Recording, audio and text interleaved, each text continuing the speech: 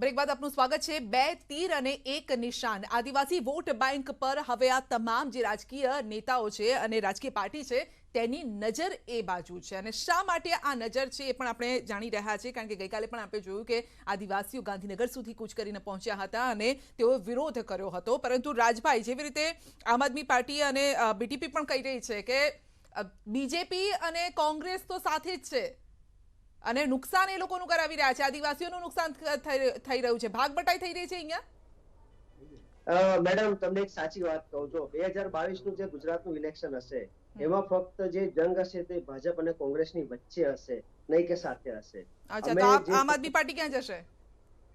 હવે એ તમે જ્યારે સમય આવશે ત્યારે જોઈ લેજો, જ્યારે રિઝલ્ટ આવશે ત્યારે તમને ખ્યાલ આવશે કે કોણ ક્યાં અટકેલું છે ને કોણ ક્યાંથી આગળ વધી ગયું છે।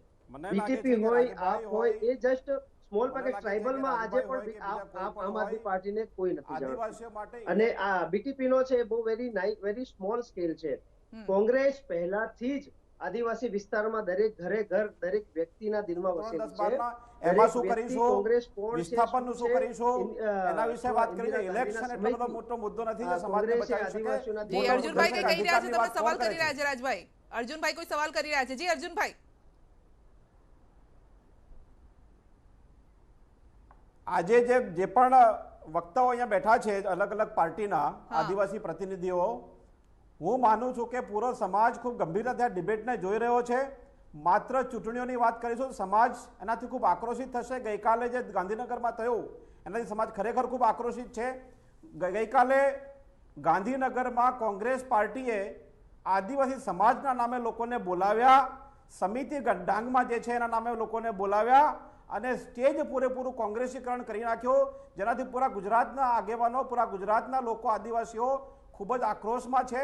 એટલે આજની આ ડિબેટમાં કોંગ્રેસ તરફથી જે પણ વ્યક્તિ બોલતા હોય એમણે ધ્યાન રાખવું પડશે કે ખરેખર આદિવાસી સમાજ માટે આપણે શું કરવાના છીએ। માત્ર ઇલેક્શનની વાતો કરવાનો કોઈ મતલબ નથી। અમે અલગ અલગ જે ફોર્સિસ છે ગુજરાતમાં, બીજેપી અને કોંગ્રેસ અને દરેકની સાથે ચર્ચા કરે છે કે સમાજ માટે આપણે શું કરીશું। બિલકુલ ચૂંટણી લડીશું, બિલકુલ મુદ્દા ઉપર ચૂંટણી લડીશું। આ હલકી વાતોથી, મુદ્દા વગરની વાતોથી, સ્ટંટથી અમે ઇલેક્શન નહીં લડીએ। તમારી હાજરી કેમ નહોતી આવી મંચ પર એ બતાવો ને, તમે કેમ આવ્યા નહીં મીડિયા સમક્ષ? અર્જુનભાઈ, રાજભાઈ આજે મંચ હતો એ અમને હતું કે આ મારી વાત સાંભળો, હું રાજભાઈને જવાબ આપી રહ્યો છું। રાજભાઈને જવાબ આપી રહ્યો છું, સાંભળી લેજો।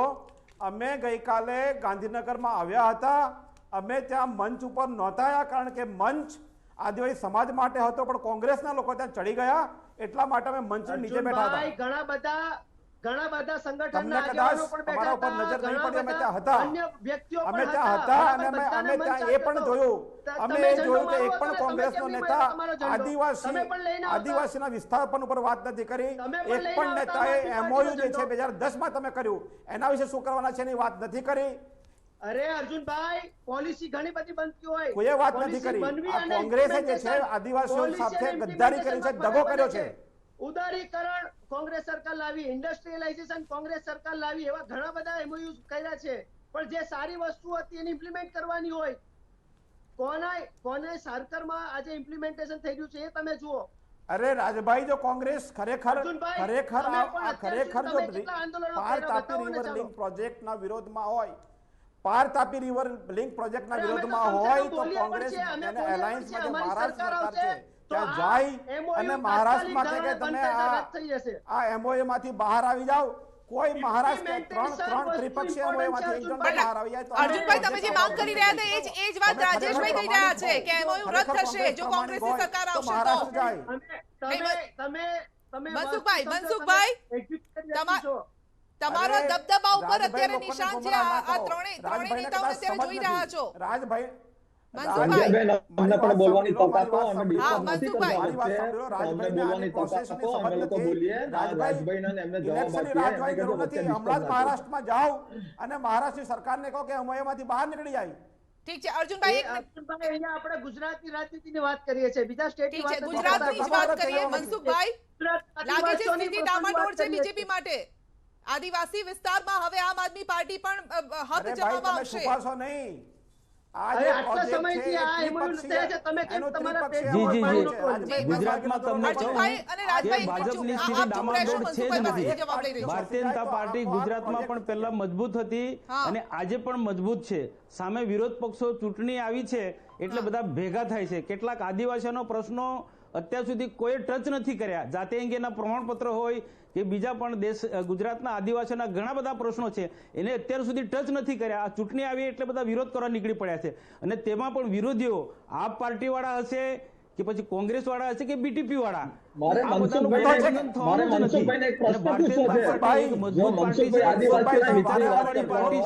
અને રાજ્યમાં કેન્દ્રમાં જેની સરકાર છે એવી ભારતીય જનતા પાર્ટી ગુજરાતમાં હજુ પણ આવનારા દિવસમાં મજબૂત થવાની છે. નહીં, કઈ રીતે મજબૂત થશે? આદિવાસીઓ તો આંદોલન કરી રહ્યા છે.